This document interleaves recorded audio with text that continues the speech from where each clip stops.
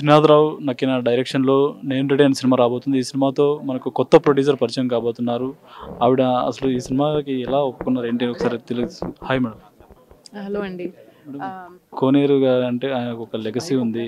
వాళ్ళకి చాలా అంటే మంచి సినిమాలు తీశారు. మీరు ఇప్పుడు వాళ్ళ వారసత్వాన్ని కొనసాగిస్తూ వస్తున్నారు. ఎలా అనిపిస్తుంది? చాలా హ్యాపీగా ఉందండి. ఎప్పుడు మా ఫాదర్ లెగసీ ముందుకు తీసుకెళ్లాలనేదే నా కోరిక. ఇప్పటి వరకు ఎడ్యుకేషన్లో ఉన్నాను. ఇప్పుడు ఆయన ప్రొడక్షన్ సైడ్ కూడా టేక్ ఓవర్ చేసుకొని ఒక మంచి ఫిల్మ్, మంచి హిట్స్ ఇవ్వాలని తెలుగు ఫిల్మ్ ఇండస్ట్రీకి దీంట్లోకి వచ్చాను. అంటే ఇప్పటి వరకు మీరు చేసిన ఇండస్ట్రీ అంతా సక్సెస్ఫుల్ ఇండస్ట్రీ. ఇక్కడ కానీ చాలా తక్కువ సక్సెస్ రేట్ ఉంటుంది. అంటే దీని గురించి మరి ఎలా వచ్చారు ఏంటని? నేను ఫిల్మ్ ఇండస్ట్రీ మీద ఒక ప్యాషన్తోనే వచ్చానండి. సో తప్పకుండా ఐ థింక్ మనం మంచి సినిమా ఇవ్వాలి అని అనుకుని మన బెస్ట్ వర్క్ ఇస్తే డెఫినెట్గా అవుట్పుట్ అదే ఇస్తుంది అనేది నా నమ్మకం. సో డెఫినెట్గా సక్సెస్ వస్తుందని నేను నమ్ముతున్నాను, అని వస్తుంది కూడా. ఫస్ట్ సినిమాకి మీ బ్రదర్ హీరో ఎలా ఫీల్ అయ్యారు అసలు? చాలా హ్యాపీగా ఫీల్ అయ్యానండి. బికాస్ నేను త్రినాథరావు గారితో కలిసి ఆ స్క్రిప్ట్ గురించి అంతా డిస్కస్ చేసినాక మా బ్రదర్ అయితే బాగుంటుంది ఈ రోల్కి అని. So why not your brother, నేను సజెస్ట్ చేయలేను, త్రినాథరావు గారు సజెస్ట్ చేశారు. సో సో వై నాట్ ఆ రోల్కి పర్ఫెక్ట్గా ఫిట్ అవుతాడు. And you know it's a good opportunity also for us both to work together అని వై నాట్ అని దీంట్లోకి వచ్చాను. అంటే ఈ 'నేను రెడీ' అనే సినిమా అసలు ఎలా ఉండబోతుంది ఏంటంటే? ఇది ఒక ఫ్యామిలీ ఎంటర్టైనర్ అండి. సో మీకు చెప్పినట్టుగా ఆల్ కైండ్ ఆఫ్ ఎమోషన్స్ ఉంటాయి. చాలా హ్యూమర్ ఉంటుంది. మీరు ఎంత నవ్వుతారో అంతే ఏడుపు కూడా ఉంటుంది, అంతే ఎమోషనల్గా కూడా ఉంటుంది. సో ఇది ఎక్కువ ఫ్యామిలీస్ బాగా కనెక్ట్ అవుతారు ఈ ఫిలింకి.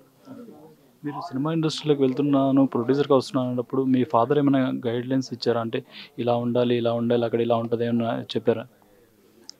గైడ్ లైన్స్ అంటూ ఏమి లేదండి. బట్ ఆయన్ని ఫాలో అవుతానే వచ్చాను లాస్ట్ ఫ్యూ ఇయర్స్ ఫిల్మ్స్లో. సో నాకు ఎక్కడైనా సజెషన్స్ కావాలన్నప్పుడు ఆయన ఎప్పుడూ ఉంటారు.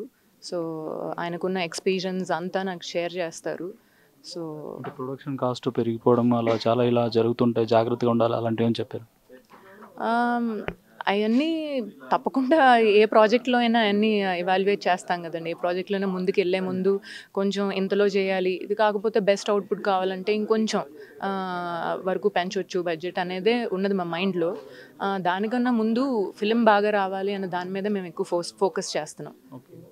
ఇప్పుడు అంటే ఇండస్ట్రీలో చూసుకుంటే చాలా తక్కువ మంది లేడీ ప్రొడ్యూసర్లు ఉన్నారు. ఉన్న వాళ్ళు కూడా కొంచెం మంచి సినిమాలు కొంచెం లేట్గా తీస్తున్నారు. అలా మీకు ఇన్ని సినిమాలు తీయాలి ఇంతనే ఏమైనా టార్గెట్ ఉందా? అలాంటి టార్గెట్ లేదండి. బెస్ట్ ఫిల్మ్స్ ఇవ్వాలి ఇండస్ట్రీకి అనే టార్గెట్ మాత్రం ఉంది. ఓకే. అంటే ఓన్లీ బిగ్ స్క్రీన్ మూవీస్ సినిమాసే చేస్తారా? ఓటీటీ వెబ్ సిరీస్ ఇలాంటివి కూడా చేస్తారా? డెఫినెట్గా ఓటీటీ ప్లాట్ఫామ్స్ కూడా అండి. సో ఇప్పుడు పెద్ద ఫిలిమ్స్ కూడా ఓటీటీకి ముందే అమ్ముతున్నాం. So OTT has become part and parcel of any, ఇప్పుడు ఇండస్ట్రీలో మొత్తం it's become part of it. So so నాకు ఏది బెస్ట్, మంచి స్క్రిప్ట్, మంచి సినిమా అవుతుంది అనుకుంటే నేను దేనికైనా ముందుకెళ్తాను. అంటే ఓటీటీ లేకముందు థియేటర్కి జనాలు బాగా వచ్చేవాళ్ళు. ఓటీటీలో వచ్చాక ఇప్పుడు మీరు అన్నట్టు సినిమా రిలీజ్కి ముందే ఏ ఓటీటీలో వస్తుంది, ఎన్ని రోజుల కోసం అంటూ కూడా డేట్ వేస్తున్నారు. దానివల్ల నష్టం కాదంటారా? అది ఒక విధంగా మంచిదే కదండి. అంటే రిలీజ్ డేట్ థియేటర్లు అంటూ చావండి ఎవరికైనా. ఇప్పుడు ఆడియన్స్ అందరూ సినిమాకి వచ్చేది ఫ్యామిలీతో కలిసి మేము బయటికి వెళ్ళాలి, బయటికి వెళ్ళి చూడాలి. సో వెళ్ళి చూసినప్పుడు, లేకపోతే కొంతమంది సినిమా అభిమానులు ఉంటారు, హీరోకి ఫ్యాన్స్ ఉంటారు, అభిమానులు.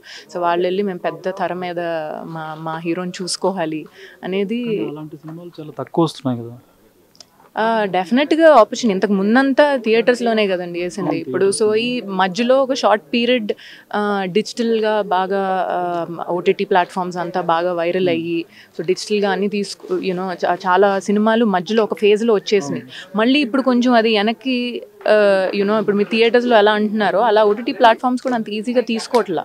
సో అది నాకు తెలిసి స్క్రిప్ట్ మూలన ఒక మంచి సినిమా మేము తీసుకోవాలి అనే ఉద్దేశంతో వాళ్ళు అవి కూడా ఓటీటీ వాళ్ళు కూడా కొంచెం ఇప్పుడు అవి కూడా చాలా టైట్ చేశారు. సో అక్కడ కూడా కొంచెం మొమెంటం ఇలానే తగ్గింది. అంటే ఒకప్పుడు ప్రొడ్యూసర్స్ వాళ్ళ సినిమాని వాళ్ళు ఎప్పుడు రిలీజ్ చేయాలో వాళ్ళు డిసైడ్ చేసేవాళ్ళు.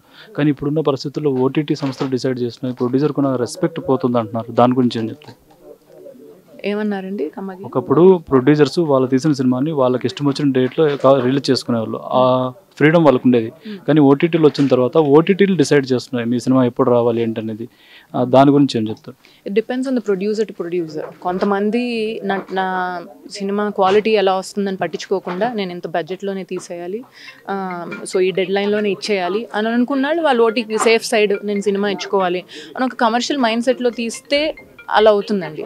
అలా కాకుండా నాకు సినిమా ఎలా తీస్తున్నాం, ఒక మంచి సినిమా ఇస్తున్నామా లేదా ఆడియన్స్కి అనే మైండ్ సెట్తో వెళ్తే ఇష్యూ ఉండదు. అంటే మంచి సినిమా తీద్దాం అనుకున్న ప్రొడ్యూసర్లు కూడా ఇప్పుడు హరిహర వీరమలకు సంబంధించిన ప్రొడ్యూసర్ మంచి సినిమా తీయాలని లేట్ చేస్తున్నారు, కానీ దానివల్ల ఓటీటీ సంస్థలు కండిషన్స్ పెడుతున్నాయి కదా. అంటే అది it's all depends on exceptions కూడా ఉంటాయి కదండి. అన్ని సినిమాలు అలా రావట్లేదు కదా. మీరు ఆన్ ద హోల్ చూసుకుంటే మొత్తం నెంబర్ ఆఫ్ ఫిల్మ్స్ రిలీజ్ అయ్యాయి, నెంబర్ ఆఫ్ ఫిల్మ్స్ వెళ్ళేవి, దాంట్లో ఎక్కువ శాతం ఓటీటీ ప్లాట్ఫామ్స్ మీదకే వెళ్తున్నాయి మీరు అన్నట్టుగా. బికాజ్ అది ఎందుకంటే మైండ్ సెట్ ముందే మనం ఇంతలో బడ్జెట్లో మనం కంప్లీట్ చేసేద్దాం అని అనుకుని ముందే కాన్ఫిడెన్స్ లేకుండా ఓటీటీ ప్లాట్ఫామ్కి ఇచ్చేస్తే కొంత మనం సెక్యూర్గా ఉండొచ్చు, సేఫ్గా ఉండొచ్చు అన్న ఒక మైండ్ సెట్తో వెళ్ళి చేసిన ప్రొడక్షన్స్ అవన్నీ. So wish all the best, me cinema మంచిగా హిట్ అవ్వాలని కోరుకుంటున్నాను. Thank you.